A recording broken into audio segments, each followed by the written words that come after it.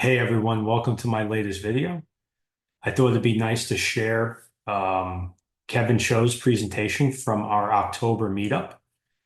Kevin had just moved to New York from Phoenix, Arizona, and took time away from getting his apartment all set up and everything to spend an evening with us back in October. It was a great presentation.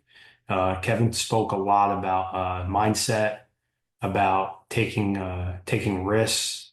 He talked a little bit about where his business was and where he was planning on going and some ideas that he was nurturing. Overall, it was a fantastic meetup. We had a great turnout, and I'm excited to share his presentation with you. All right, we got a special guest here tonight. We got Kevin Choe. Walk in here and like a lot of you guys recognize me, which is kind of crazy to think that 4 years ago, that or 5 years ago, that nobody knew who I was, and now 5 years, 4 or 5 years later, I'm starting to get the traction in the business, and that took me 4 years. I remember first time I walk into a real estate event, I get invited this was when I'm 18. I just had recently graduated from high school, and I somehow get an invitation from a what do you call it where you own a building together and you rent it out? Something share? No, timeshare. Yeah, that's the word, timeshare. I get invited to this timeshare event, and I get a personal invitation on my email. So I open it up and I'm like, oh, this is in Oceanside, California. It's only an hour and a half drive from my house. So I go up, I drive down there because me thinking that I got a personal invitation, so I might thought I was special. So I drive down there. It's an event. I get to the venue and I'm wearing like a basketball shoes, basketball shorts, and I'm just wearing like a regular t-shirt that I played basketball earlier that day. I'm sweaty, it's smelly. And I walk into the event and everybody is suited up. Like everybody's dressed up really nice. All the ladies are in their dresses. And I just felt so out of place. And obviously I get invited because they think they're trying to sell timeshares, right? And I remember it was a 2 hour event and not a single person came to me and said, "Hey, what's your name?" Not a single person came to me and even said, "Hey, like, is everything good?" Like, not a single person came up and talked to me. And as I'm walking out of the event, I'm walking back to my car. I'm like, you know what? Nobody wants to talk to me because I'm 18, I have no money, and I have nothing to bring to the table. So as I'm driving back, hour and a half back to my parents' house, or back when I was living with my parents, I say, you know what? Right, this event, this is my very first real estate event. Nobody came to me and talked to me because I had nothing to bring to the table, and I was 100% okay with that. But as I'm driving back home, a couple of things that I had in my mind was I told myself, I said, you know what? This is gonna be the last time where I walk into an event and nobody greets me. I had a couple people today ask me like, "Hey, why did you move to New York?" And I could make this a really long-winded story, and I'll try to keep it very concise and try to make it digestible. But one of the reasons why I decided to move out to New York was not because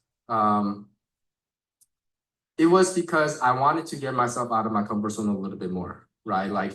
I'm so grateful to have friends like Sal. We don't talk each other, we don't talk every day, but he's seen the progression and the changes that I've made in my business. Where in span of 3 years in Phoenix, I did 200 creative finance deals, and I'm like, I don't think anybody has really done that. Thank you, guys. So I got to jump in here real quick. Big shout out to Sal Barrera. Sal Barrera is from North Jersey. 5, 6 years ago, I met Sal. Sal has consistently always been in my corner. Anytime I was calling him and I needed help with deals or I needed help in talking with sellers, Sal always made the time. And that kind of goes along with the whole theme within the Sub2 community. As you heard Kevin say, I was 18, I didn't have any money, no one would talk to me. If you come out to a Sub2 event, I guarantee you everyone's going to want to talk to you, regardless of where you are in this journey. It's just the way the culture in this community has been put together, where we're all there to meet and greet and help each other and provide value to the room. Thank you, guys. And I truly give a lot of credit to, Sal and the people that ran the Daily Dials back in the day. And in the last 3 years, I do the 200 creative finance deal and I build up the portfolio and I get to a point where I'm like really comfortable. Like I know that like I'll easily buy one house, two houses a month without even lifting a finger, and I could live a very comfortable lifestyle. But I and as I'm in Phoenix, I'm like I have access to Pace. I talk to him all the time, and matter of fact, him and I were just texting, and I was like, Pace, like I think I'm getting a little too comfortable here again. Feel like my rent's covered. My rent is always paid for because I have active income coming in. My rental business is doing great. I spend like 30 minutes a week if I want to. Like 30 minutes is like if I want to call my partner and ask for updates. Like but I have had excellent business partners. She never calls me for anything. I have excellent business partners in my real estate business where like we're cranking out like a lot of deals. I have affiliate money coming in. I have I have money from YouTube coming in. I'm like I'm really set. Truly, like if for the rest of my life, if I go at the pace that I'm going right now, and this is not a pun intended, like if I go at the pace that I'm going, um, I could literally like buy two houses a month, and I do the calculations by age of 65, and I'm 24, so 41 years, I could probably at the age of 65, I could probably have 400, $500 million in real estate just paid off. Somebody came to me and said, you know what? I think I'm not like, hey Kevin, like I make like $145,000 a year at my W-2 job as a dentist. And I've been making like 130 to 145,000 dollars for the last 7 years. Same house, live in the same house, same cars, same drive, basically almost same like similar customers. And I feel like I'm dead. But then I hang out with my friends and my families that are making 80, 90,000 dollars a year, and they would kill to have the lifestyle that I have because just because on paper I make $145,000, but I feel stuck, right? Does anybody like relate to that? Maybe I'm the only one. I don't know, right? There's that one thing that's holding you back, but you're actually doing like this buying the $300,000 house, but then there's people that's like, oh my God, you're buying a $300,000 house. You bought a house. It's crazy, right? And that's what I felt like my journey has been is, you know, in order for me to get into the bigger asset class, bigger ventures in my life, whether it's professionally or just, you know, personal development wise, there's always going to be something that your future self requires you to do that you just can't do because of the things that's holding you back, you know, because of your current because you're not letting go of that current situation you're in. And, so to answer everybody's question as to why I moved out was because I want that. I think that was what was holding me back in Arizona. But then like when I was in Vegas with my parents' house, I looked out here, I'm like, oh my God, I would kill to be in this spot. I remember I was on the phone with my friend and he told me, Kevin, do you remember that you said, you literally told me, if I made $5,000 a month, I'll be happy. Like this is the first few months that I moved to Phoenix. I told him, I said, hey, John, if I can make $5,000 a month, I think I'll be really happy. And I got that, 10,000, 20,000. And now it's like, dude, I can't even $5,000. I can't even buy ramen anymore. You know? So there was a joke about how expensive ramen noodles is in New York. Kevin had gone to a local he learned the word bodega. So anyone that's from New York, New Jersey, we know what a bodega is. But Kevin going into a bodega for the first time, trying to figure out like what he's going to eat, and he's looking around. I think he tallied up like a couple packs of ramen, and I think a bottle of water was like $17, and we all had a good laugh about that. His first couple of experiences in New York.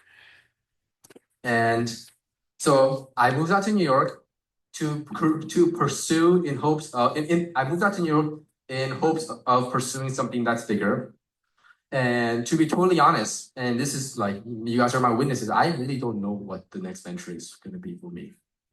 I don't know what business I'm going into. I have a lot of calls scheduled with a couple of my friends that are in multiple different ventures, right? I have a lot of friends that are in big multifamily units that raise money for the deal. They're operators, whatever. and I also have phone calls scheduled with a lot of my friends that are active buying small businesses. I just got off a phone call with a friend of mine. Her name is Kay, and she buys assisted living businesses, and that really interests me, right? So, but then I make that transition first, and then I figure it out, right? Like I didn't have anything figured out, and still, like I kind of told you in the car, like I don't know what I'm gonna be doing, and I think that's a muscle that people have to like get used to, is because like I just kind of moving one step ahead and figuring it out. There's always going to be something that people that you are that's holding something that's going to be holding you back. That other people say might be lucrative. Now that's hey, I'll kill to be in your spot,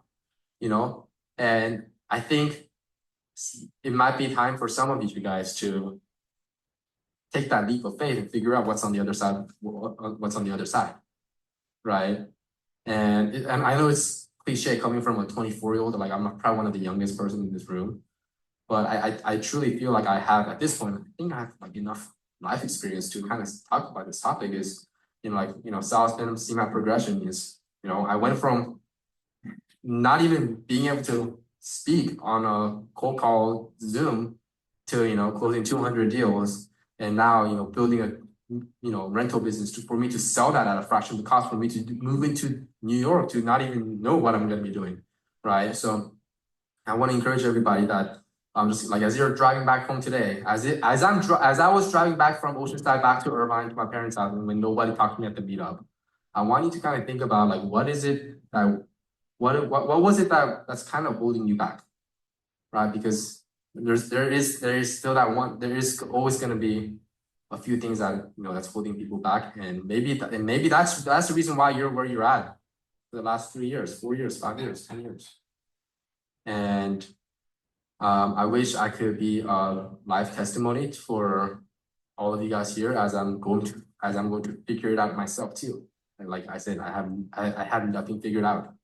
And I'm glad that I don't have anything figured out, because it is a cool story to tell at the end of the day, right? If I had never even moved to Phoenix, I wouldn't even be here telling you guys a story of what actually happened, right? I want you to take this as a maybe a universe telling you, just like how my partner offered to buy me out literally a few days after I had a conversation with Pace, just like how the universe works in mysterious ways. When you're driving back, figure out, hey, like what is it that I have to hold back, right? What's on the other side? If I'm right here, what's on the other side? Right? Take a step over. It's so good. Can you talk about? So we did some Q&A after this, but like that presentation, so powerful. Kevin, once again, thank you for coming out and just absolutely killing it, bro. Appreciate you. Look forward to seeing where 2025 takes you.